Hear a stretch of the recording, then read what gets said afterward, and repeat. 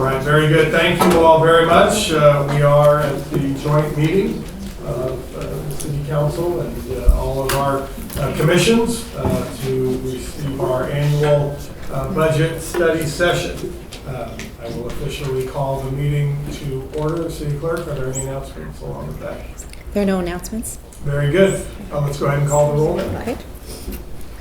Mayor Smythe. Here. Mayor Pro Tem Miranda. Here.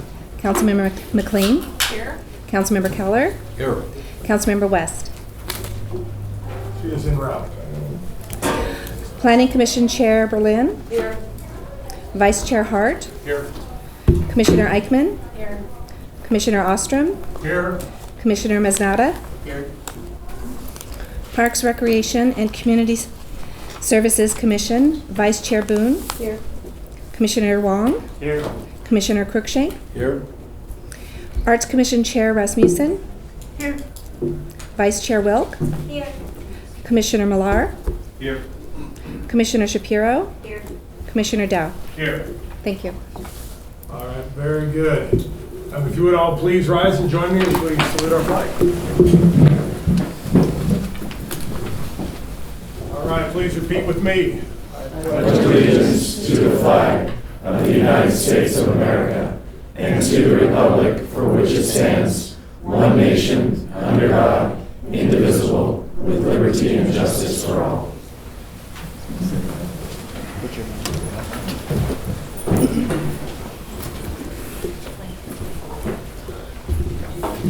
All right, at this time we'll entertain, is there any public participation? None at this time. All right, very good. All right, let's then move into our only one and only item, and that is our update on fiscal year 2021 budget, and I will turn it over to our city manager. Okay. Thank you very much. It's already been an eventful meeting. I've gotten plenty of comment and feedback. So I've heard water, parking, and a State of the Union, so I should be very expedient in my remarks here. So I will take those all and move forward here. So good evening, Mayor Smythe, members of the City Council, Chair Berlin, and members of the Planning Commission, Vice Chair Boone, and members of the Parks, Recreation, and Community Services Commission, and Chair Rasmussen, and members of the Arts Commission. Feels like just yesterday that we were in this room doing this exact same presentation. Which shows you how fast time goes. I am pleased to be here this evening with you to provide you with an update on the city's budget and the process that we're going through for fiscal year 2021. During this time of year, we start the development of the budget for the following fiscal year. The development of the budget process is about 6 months in duration and will end in June with the City Council adopting its final budget for spending plan. Although we have continued to evolve as an organization, the one thing that hasn't changed, and I say this every year, is that what has been fundamental to our success really is the conservative budget process and practices that we employ here at Santa Clarita. Through the City Council's leadership and the hard work of the commissions, we have positioned the city to thrive for years to come. The purpose of today's meeting is to provide an update on the state of the city's budget and review some economic indicators for 2020. Review some of the key issues or challenges facing the city during the next budget cycle, introduce the fiscal year 2021 budget strategy and goals that will ensure the city continues to maintain a balanced budget while providing exceptional services to the community. I will briefly go over some of the estimated general fund revenues and expenditures for the new fiscal year, and we will conclude the presentation with the review of the budget calendar and the meetings that will be forthcoming and opportunities for the public to comment. So under the state of the city budget, state of the city's budget message for this year is very similar to last year. After another year of volatile swings in the stock market, ongoing trade wars, impeachment hearings, global health scares, and an upcoming election, we should continue to prepare for a potential correction in the economy. It is actually beginning to look eerily similar to the conditions before the previous recession. As you can see on this graph provided by the Fed, in the second and third quarters of 2019, the probability for a recession in the next 12 months was gradually increasing to levels seen before the last recession.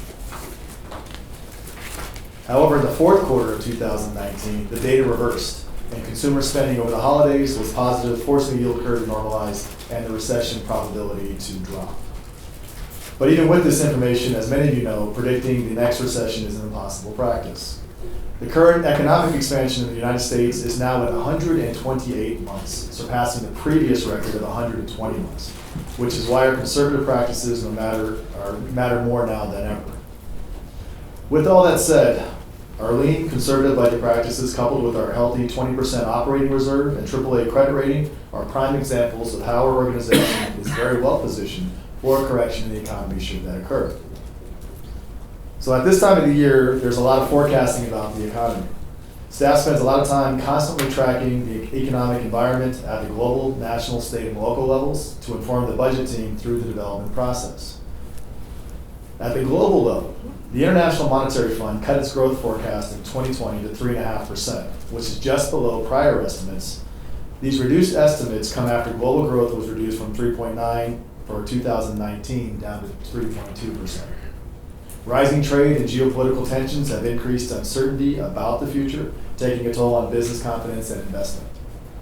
Monetary policy and actions like the rate cuts by the Federal Reserve in the U.S. have cushioned the impacts of these negative factors for now, but global outlook overall seems a little uncertain. On the national level, experts suggest that the economy will continue to grow in 2020, but at a slower rate. Kiplinger projects a national growth of 2.3% in 2019, which is 0.3% lower than the original estimate, and a decrease of 1.7% in 2020. The UCLA Anderson forecast also predicts a slowdown this year, with only a 0.4% growth in the second half of 2020.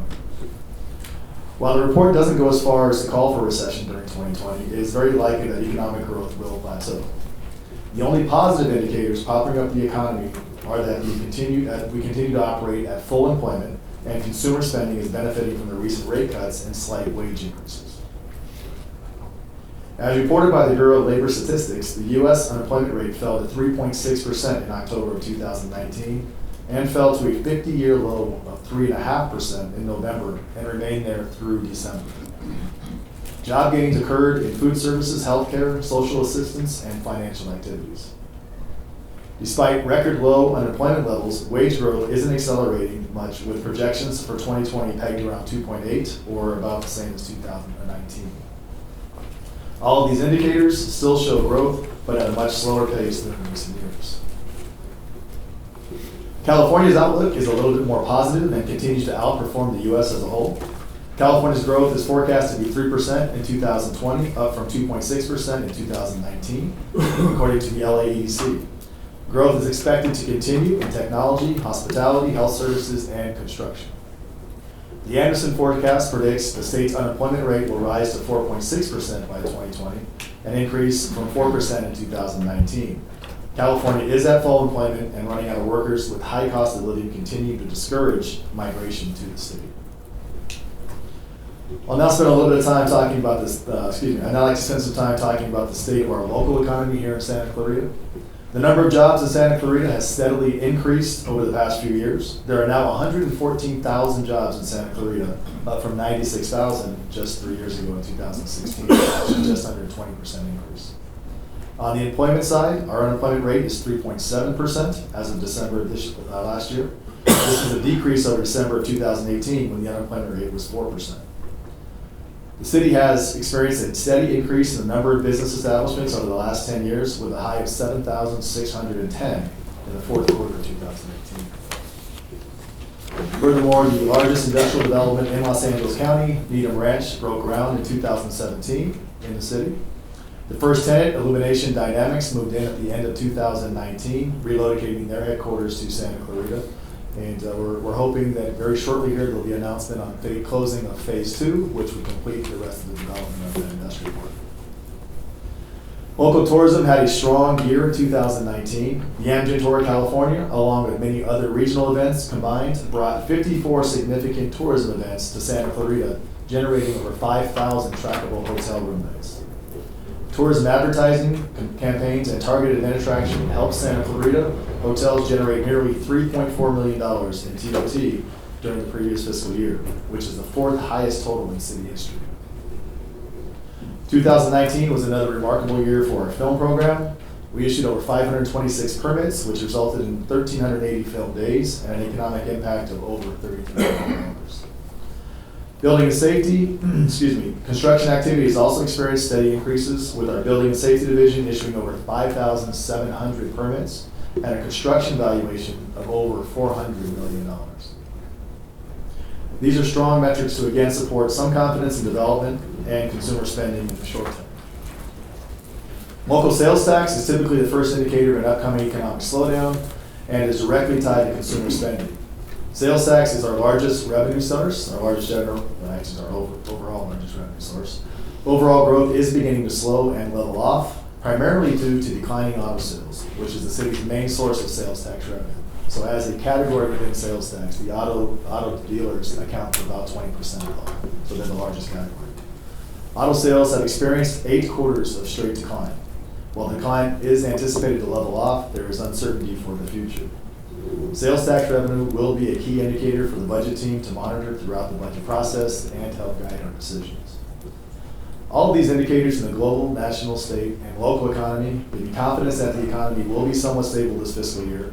However, we do need to be diligent and begin preparing for potential correction or at least plateauing of revenue sources. As we enter the budget cycle, I'd like to review some of the key issues facing our community and organization. Funding of new facilities. As referenced in Santa Clarita 2020, we have committed significant capital for new city facilities. 2 landmark projects nearing completion in 2020 alone will cost the city over $100 million. The new Canyon Country Community Center and the Sheriff's Station. These figures do not include the costs associated with long-term maintenance or operational obligations. CalPERS pension funding. In terms of CalPERS pension costs, the performance of the overall fund for the past 5 years is just under 6%, with a 6.7% return in fiscal year 18-19. While the return was better than previous years, 6.7 is still short of the expectation of 7%. The fund will need to continue to make up ground in an effort to get good on its promises to retirees. As a reminder, every time the fund does not meet expectations, CalPERS simply looks to cities to fill the shortage of that performance. Many cities are struggling to find solutions to cope with these growing pension obligations. A recent report from CalPERS showed average local government, police, and fire pension costs now reaching 50% of pay, something most analysts deem as unsustainable. Thankfully, due to our conservative and proactive planning, we are on track to fund our pension obligations at 90% within 3 years. This will help remove some of the uncertainty of investment returns and control these costs into the future. However, the topic of public employee pensions will continue to be on our radar, and this will require significant funding on our part that would go towards other projects or services. Public safety. While our city, in partnership with our local sheriff's station, has done a tremendous job in the last few years dropping crime to historic lows, public safety will continue to be a priority in 2020. 2019 was another record year in terms of reducing the local crime rate and collision rates for a second consecutive year, but it was not without challenges. We still experience injuries and fatalities on city roadways and violent crimes. Among these challenges, the Sheriff's Department is continuing to increase contract costs. Typically, the Sheriff's Department brings forward a cost of living adjustment to our contract on an annual basis. Last year, that adjustment equaled 5%, or an ongoing commitment of over $1 million to provide the same level of service that we currently get. Liability insurance for our contractual law enforcement agreements is also a budget constraint. Liability insurance is currently at 11% and is most likely to go to about 11.5% this coming fiscal year. Homelessness. With the passage of Measure H in LA County in 2017, an increased emphasis on solving the homeless crisis will continue for the next 8 years, while this measure generates approximately $355 million countywide. Locally, the city helped facilitate the development of a community plan to address homelessness in 2018 and the creation of a task force charged with implementing the action plans in that end plan. Mayor Smythe and Councilmember McLean have led that charge over the past year and have made tremendous progress. As part of that plan, using Measure H funding, Bridge to Home was able to open their shelter year-round for the first time in April of 2019. City Council also granted Bridge to Home more than $1 million in property and grant funding to help expedite their development of a permanent ongoing shelter. The city was also successful in getting over $300,000 in grant funds to hire a coordinator, as well as assist family problems for the transitional housing project. Affordable housing. By now, it should not be a surprise that California, especially LA County, is in the midst of an extreme housing crisis. In addition to the rising home prices, rent is continuing to increase faster than incomes. Median rent in the LA region has increased 32% since 2000, while the median renter's household income has decreased by 3%. According to a recent report by the LA Times, California needs to build 180,000 units of housing each year just to keep up with the demand. But has only averaged about 80,000 per year over the last decade. While the data clearly shows the severe deficit of affordable housing, it is important to also know that difficulties in siting affordable housing projects and finding developers willing to invest in these projects is extremely difficult. This topic will continue to be a challenge in 2020. The topic of affordable housing has been a driving force for statewide policies that override local zoning laws and attempt to reach the governor's target of 3.5 million new homes by the year 2025. To underscore this focus, in 2019, Governor Newsom signed 18 bills designed to help jumpstart this housing production. Included in this package was SB 330, which was major legislation aimed at removing local barriers to housing construction and speeding up new development, which is another Sacramento's way of removing local discretion and control. SB 50, which was a huge bill that was working its way through, fortunately failed a couple days ago, but we know that another version of it or something will be coming forward shortly, so we'll keep our eyes on that. I expect the state legislature to continue to try to reduce local control, and this will be another key issue that will have a great impact on the state. Budget priorities. With all the information on the economy and other key issues we are facing as an organization and community, I'd like to talk about our priorities and focus for this next budget process. In terms of priorities for the next fiscal year, I'd like to speak to our commitments, most importantly Santa Clarita 2020. It is hard to believe that we are in the final year of Santa Clarita 2020. This aggressive plan promised major improvements in the community by 2020, and it's very exciting to see the progress and the accomplishments. Santa Clarita 2020 brought a lot of positive transformation, but did require a lot of funding to implement. The most expensive projects in the city's history are in the middle of construction and will have a lasting impact in this community for decades to come. As we close out SC 2020 this year and begin the planning of SC 2025, I've asked staff to really limit new requests and be creative in looking for ways to leverage new or existing technology and to streamline our delivery of services. Our budget philosophy, which is a reminder, is that this guides the process and the philosophy of putting together and maintaining a balanced and responsible budget. The decisions made in good times are more important than decisions made in bad times. Obviously, as I mentioned, 128 months of a positive economic cycle, it's more important than ever that we continue to understand that this will not last forever and that we must budget conservatively, living below our means, which is the next one, running a lean organization. We always use conservative 5-year projections, so every decision, every project we look to fund is built into a 5-year forecast to ensure that the decisions we're making today are sustainable long-term. Employing full cost recovery, diversifying revenue, using one-time monies, and when in doubt, we still continue to contract out. At this time, I would like to walk you through the general fund revenues. As you know, the general fund is our largest revenue source. For this reason, I spent a lot of time with the budget team reviewing forecasts to make sure that ongoing revenue exceeds our ongoing expenditures. The general fund revenue projections are fluid and changes will occur throughout the budget process, depending on new information received about sales tax, property tax, or any other revenue sources. For 2021, we project revenues to total $114.1 million. This estimate is flat when compared to the adopted budget for 1920, which reflects some of the plateauing occurring in the economy that I spoke about. Sales tax continues to be one of the city's leading general fund revenue sources, projected at $37 million.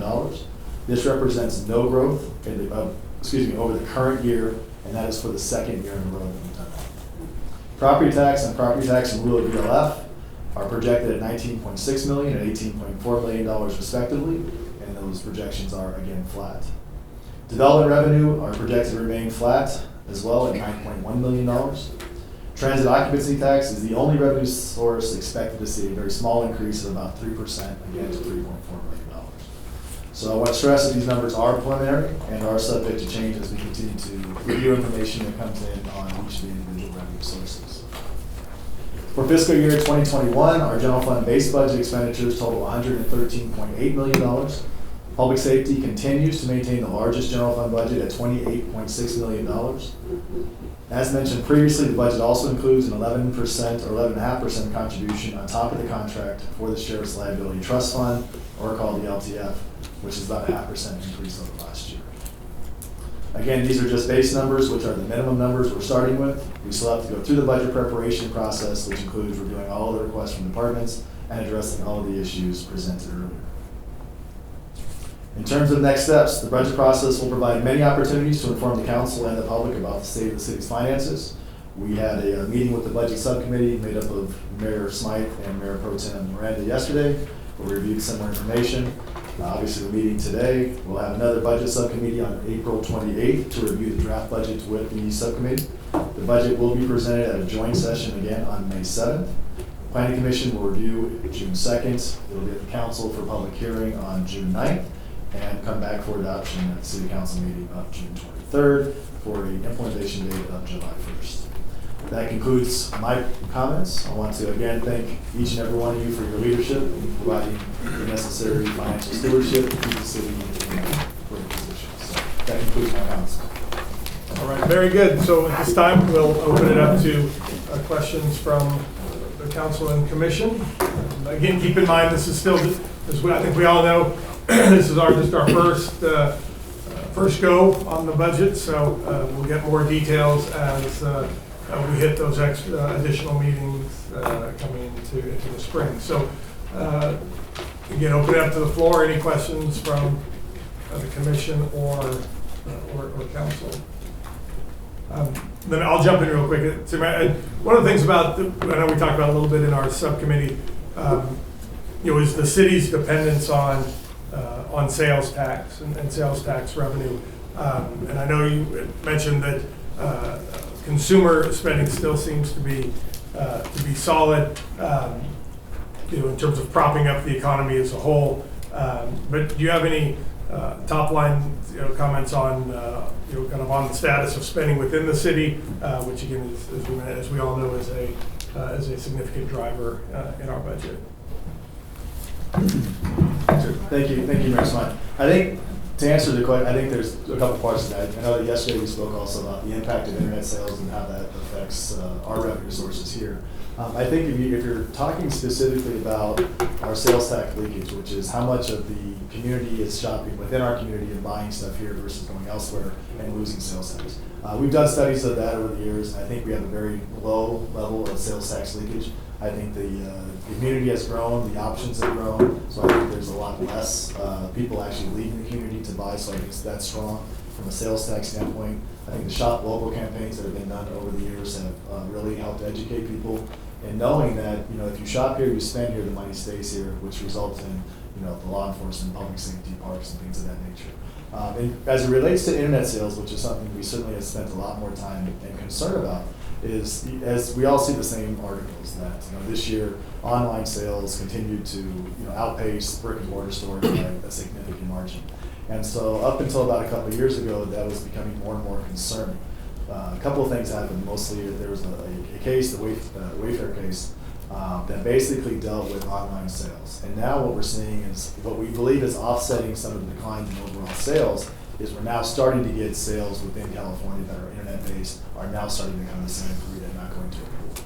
So the next part of that is out-of-state sales and that tax going into a pool, and we're starting to recognize some revenues on that. So while I think we are seeing much more online sales, and that's a much bigger number, we are starting to get some of that back to the city based on some of the changes in regulations lately. Yes, Councilor Kelly.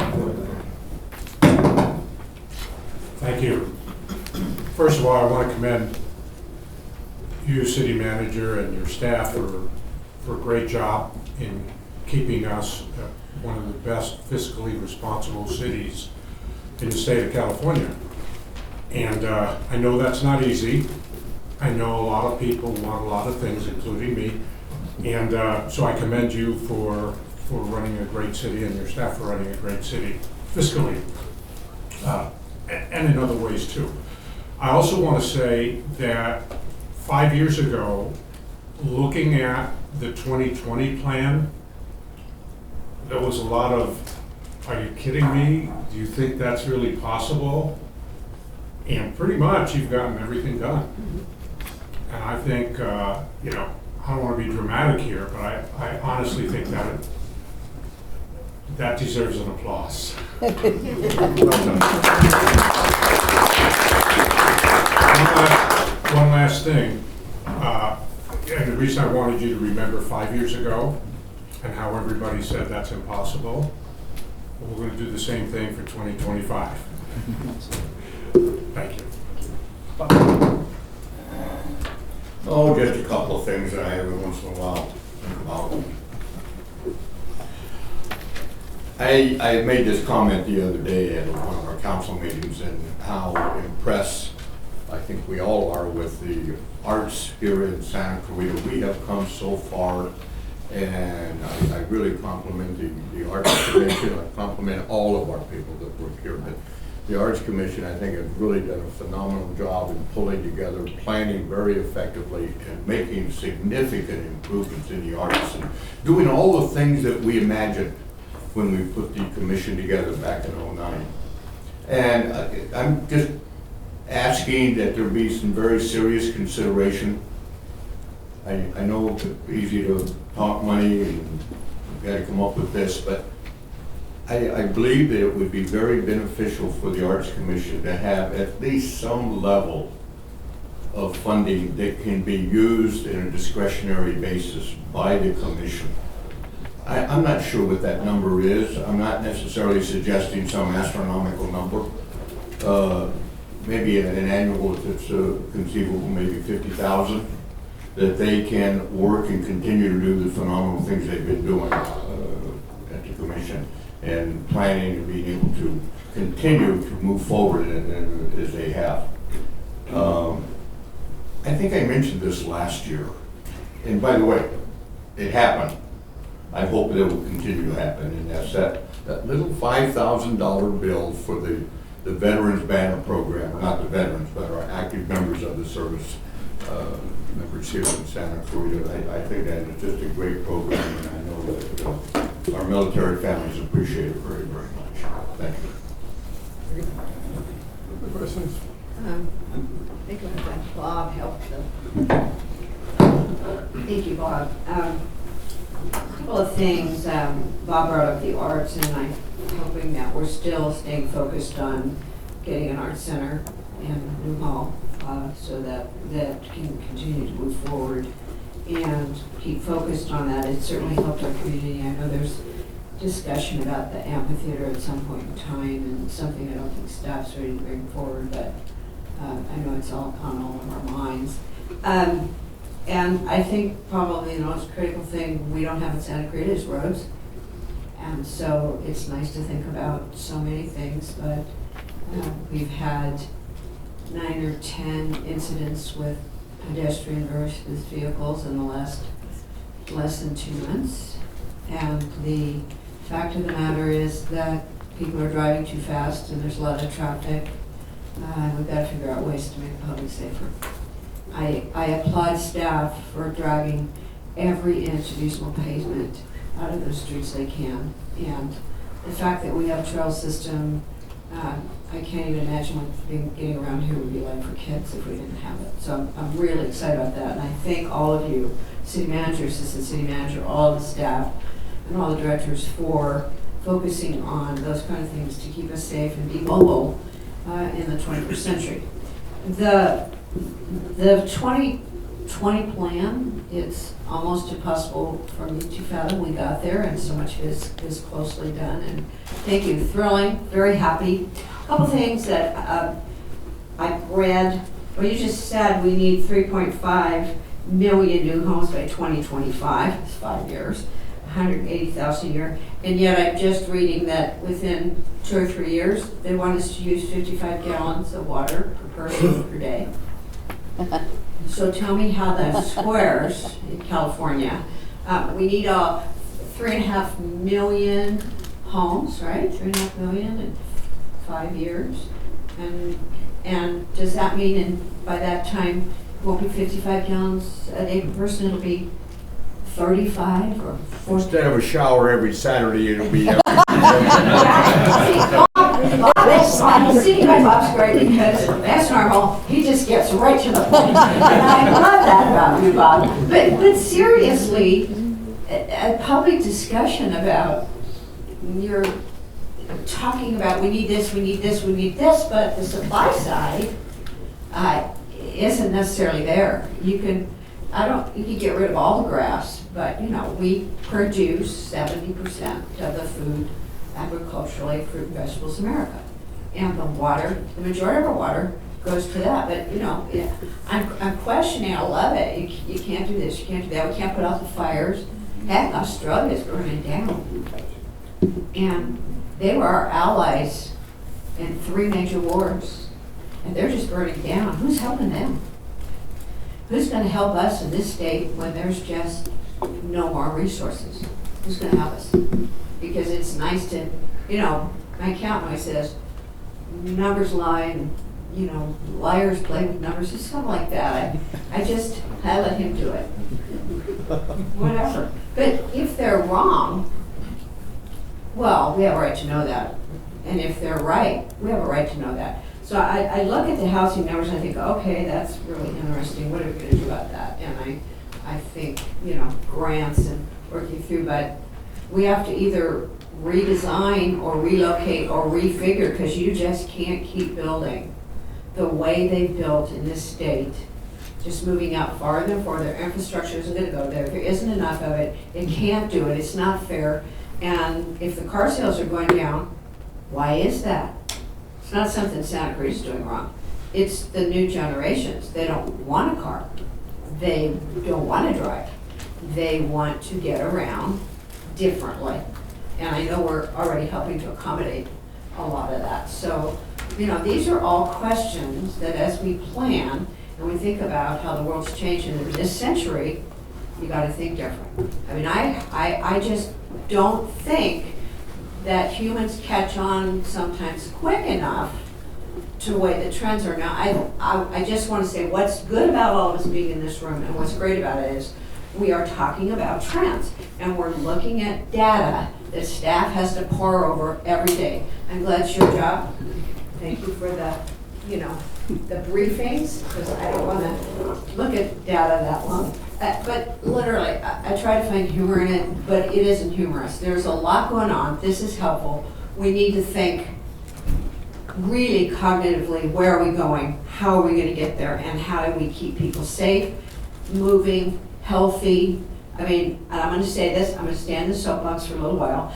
The state just took all of the HOAs in the state of California's authority away. And they said everybody can build in their garage. And HOAs with all those CC&Rs and restrictions on it, you can't stop them. So you city staff have to give a permit. And nobody identified what to do about parking or sewage. Nobody had a discussion about that. And the only thing that keeps us healthy is sanitation. Sanitation is what makes America different than third world countries.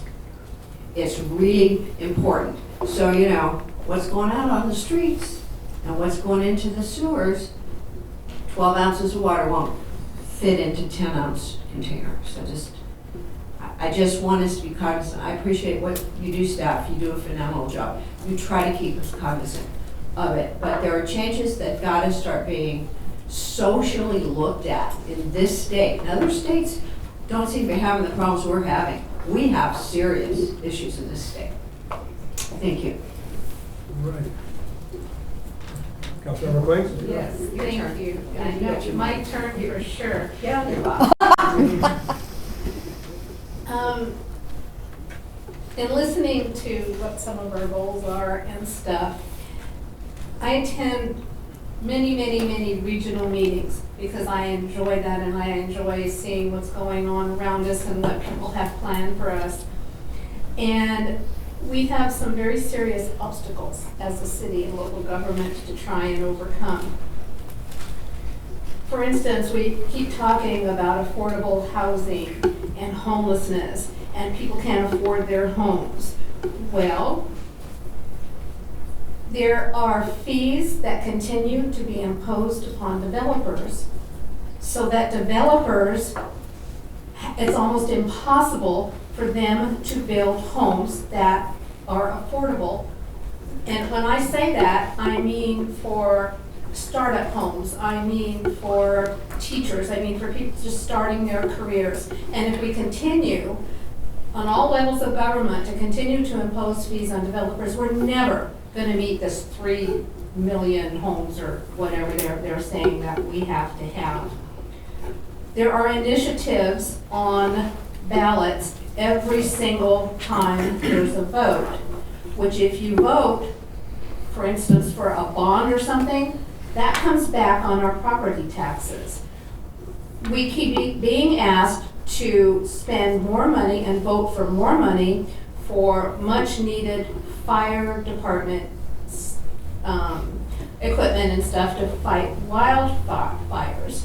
But that's going to put an average person's home of 2,300 square feet, $175 more on your property taxes. Pretty soon, we can't afford to live in our homes. So I'm on my soapbox too. What happens is that unfortunately, Sacramento does not look at their programs and decide what's not working to be able to go back and lower the costs for programs. They keep asking for more, building upon those things, gas taxes, just about anything that you can think of. They don't do their job and spend their money wisely like we here in our city do. So I would love to start a movement, 480 cities in the League of California Cities, and start demanding that there be audits done on programs that are already in existence to find out where the waste is and stop imposing new fees on us and our homes and such like that. Also, I have a question. On the online sales, when we purchase something and it's to be picked up at our local store, does that money go into that pool that you were talking about, or does that come back in some way because we're actually picking up the item in one of our local stores? If the retailer is based in California, the site is, where it's picked up or where it's ordered is where the sales tax goes. If it's coming from out of state, then it would go to the county. Because I don't know where these warehouses are where you order the items and then you go pick it up in the store. Apparently they're I already in believe stock at the I think store. most of what comes out of Amazon is unless it's a third-party seller. No, I'm not talking about, I'm talking about you buy something, like say Kohl's, and you can pick it up that same day. Kohl's would be accurate, yes. That Okay, would be so the that's, sales tax, yes. okay. I know somebody who just bought a new car, came to our dealerships here first. They didn't have it in stock. They had apparently no interest in getting it for them.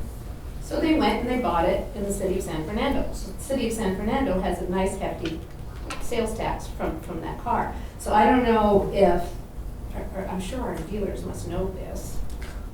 And I don't know if there's any way to figure out how we can let them know that this is continuing to happen, because it's a long-term problem. So I just think we need to start making a lot more noise about what is being done to erode local control and start doing something about it. Because until people that go out and vote in all these elections understand what's happening, it's going to continue to happen. And we're going to continue not to be able to have affordable housing for startups and for people to be able to continue to stay in their homes when we keep seeing property taxes and other taxes continue to go up. Thank you. Thank you. Commissions, yes, go on. Thank you, Ken. I have a question that I'll preface with a little bit of background. 128-month bull market. We're all wondering, when is it going to correct? And none of us has a glass ball to look into and know that. So my question is, when we had the recession, there was lessons learned by staff about how to deal with what happened. What were the lessons learned and how are they being applied today to today's budget? So Jared, go back to that slide. Yep. So the lessons learned, I would say, I don't know that I can say lessons. I would say that going into the recession, we utilized the budget philosophy that I talk about every single year. And that is, see all this new fancy technology. I'll get there. This one. No, budget philosophy. Oh, no. Budget philosophy. That's what happens when you don't pay attention. Yeah, so with the last recession, these are all points I think that are as relevant then as they are today, and pretty much all the time. And the issue is, we start at the top, which the decisions made in good times are more important than the decisions that we make during bad times. When there's no money, it's easy to make a decision not to spend money, right? You're either cutting or you're keeping everything flat, you're cutting costs. But when you start getting money, which is one of the problems a lot of cities and the state gets into, is there's a tendency to spend all of the money that you get in a given year. Well, there's no guarantee that next year you're going to get the same amount of revenue. So as we look at those good times, we don't depend on a revenue source that's at a certain level. We, again, project out 5 years and kind of try to be reasonable as we can. But we also know that we need to live below our means, because even as we're forecasting out, there's nothing to say that the bottom is not going to drop halfway through that.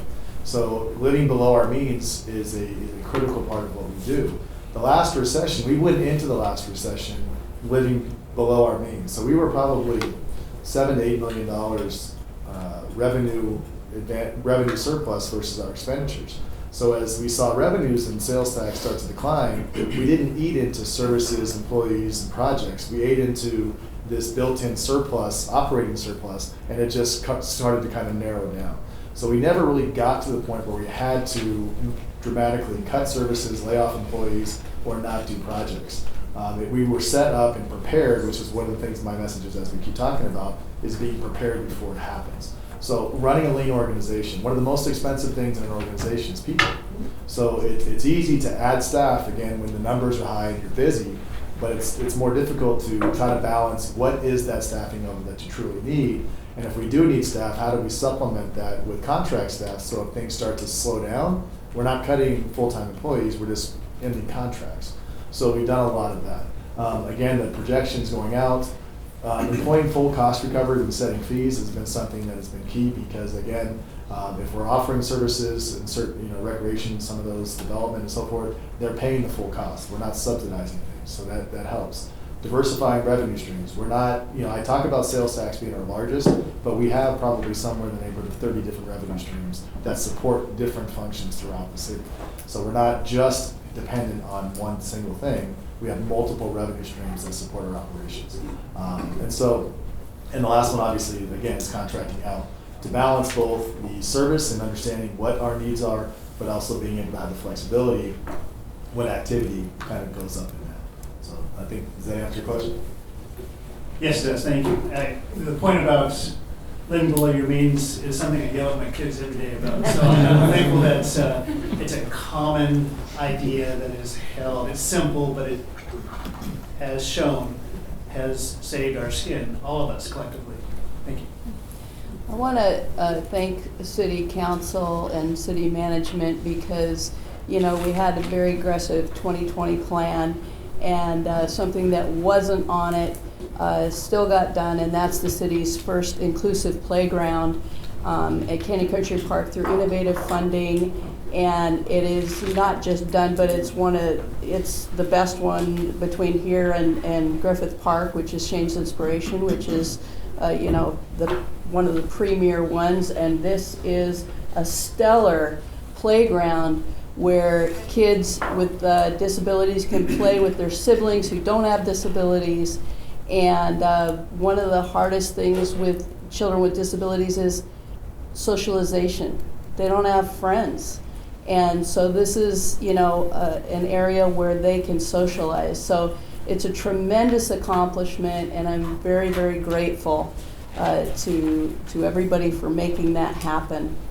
And by the way, Marcia, if anybody wants to buy a car, my nephew is the general manager of Lexus and Audi, and he wouldn't let anybody get down to San Fernando without making sure. So, Mayor Smythe, my heart's still kind of beating over this. Let's give the Arts Commission some money. I'm sure I got Phil and Jen and Catherine behind me besides the commissioners. Seriously, where's our $50? I was going to tell you how busy we were. In our subcommittees, our temporary art, and our working on our master plan. And I hope you all enjoyed the art that's been going on around town, because I had my friend out here driving around today from Seamead. She's like, oh my God, your town. The roads, the restaurants, she just couldn't get over it. But I think that for the first few years I was on the commission, we always talk about, can we get some money? Can we get some money? And I know the guys at the end have been doing this since the beginning. And it's, we're enjoying it. And I think it's really making a huge difference. And I think people really see some beauty in our town. And I really appreciate the staff members that work with us, because we're always bugging them for something, and they seem to find it. So, thank you, Councilman Keller. Well, what I just heard the commissioner say is that they always find it, so.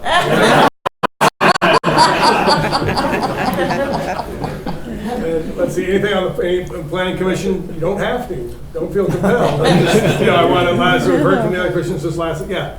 Just had a question, Ken. You mentioned Prop 50. This is the second year that the legislation was proposed and it failed. But I assume that, from what I've read, it looks like ultimately it'll be passed in one form or another. Is it Assemblyman Weiner or State Senator out of San Francisco? Anyway, is the city doing anything to plan along, to see, how it would be implemented in a manner that's most beneficial to the city as well as the recipients, or is that premature at this stage?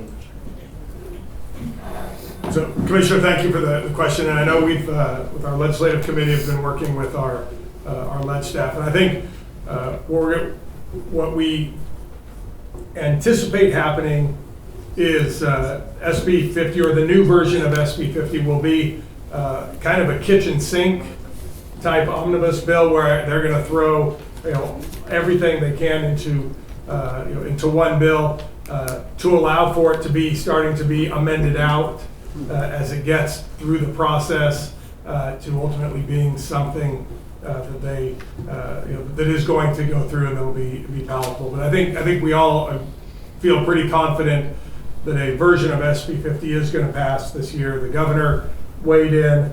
The president pro tem of the Senate was clear after SB 50 went down that the bill isn't going away.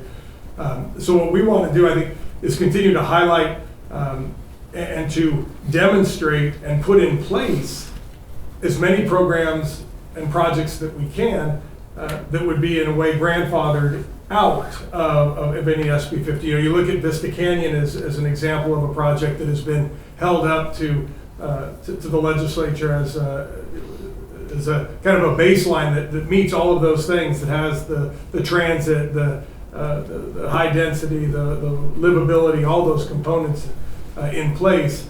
And so I think it's important for us as a city to continue doing it kind of the Santa Clarita way, so that as SB 50 or whatever version of it is comes through, we've taken steps to have projects in place that will already kind of meet those requirements, but they've been done in concert with how we want to do things in Santa Clarita.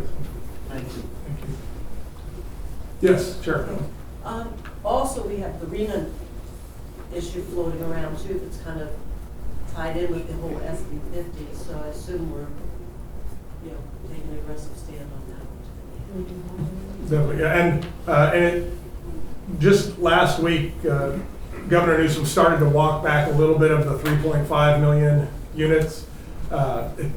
So what is that? 3 million? I mean, still take a shower. You're still, it's still impactful, but I think he did start to walk that back. I think in his budget provision, but again, all good points. So, are there any other questions or comments from? Yes, Councilor. I just wanted to mention regarding the arena and them stepping it back a little bit.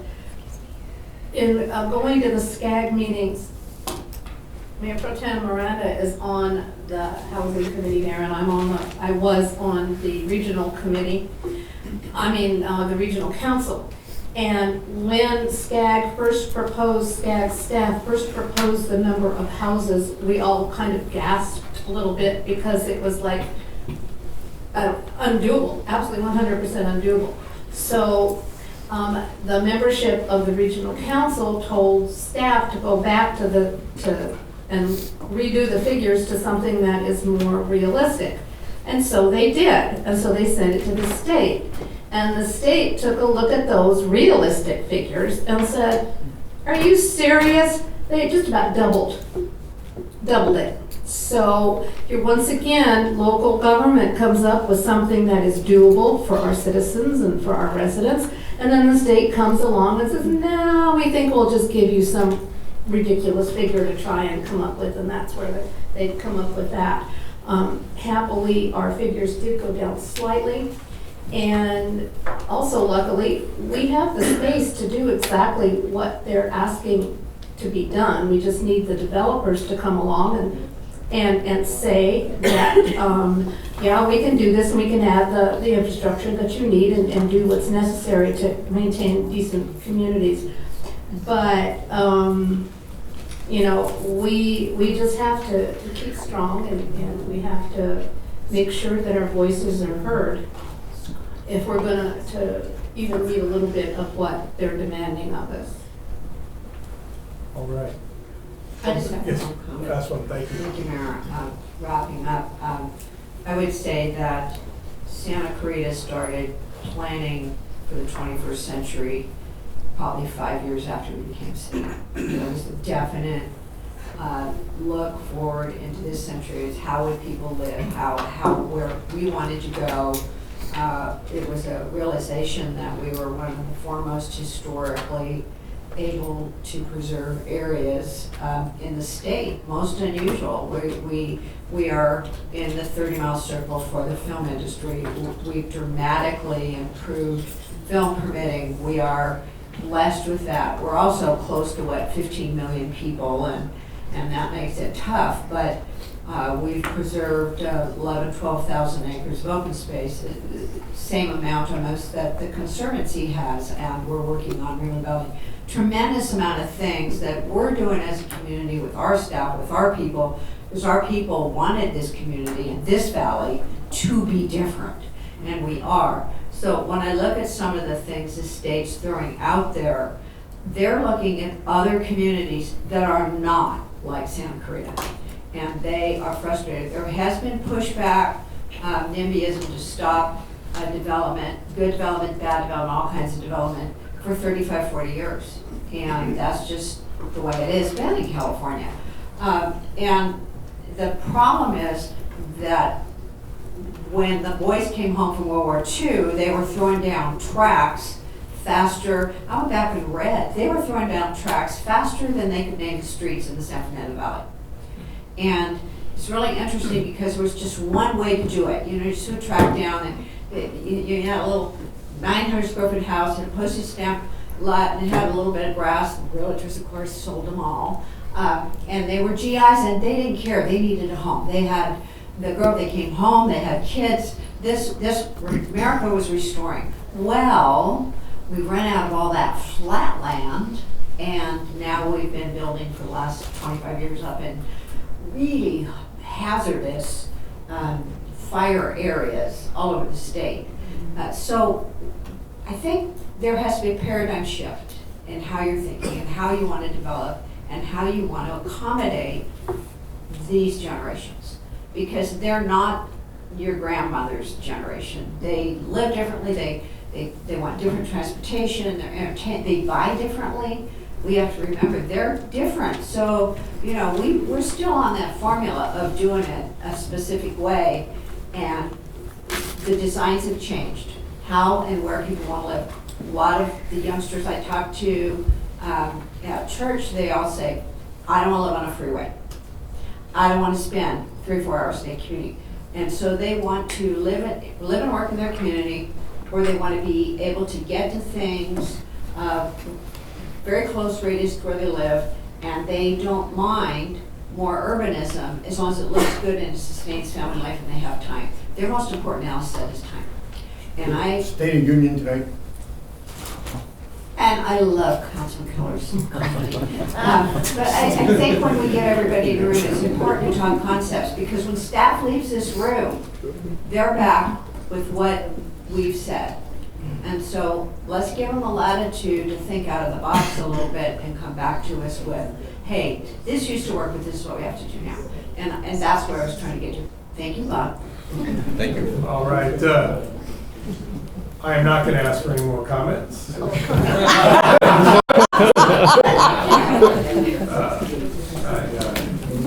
think it's very good. But again, thank you to our commission and to our staff for our first go-around. And I know everyone will have another opportunity as we get closer to review and comment as the budget gets put in more detail. But with that, we are adjourned.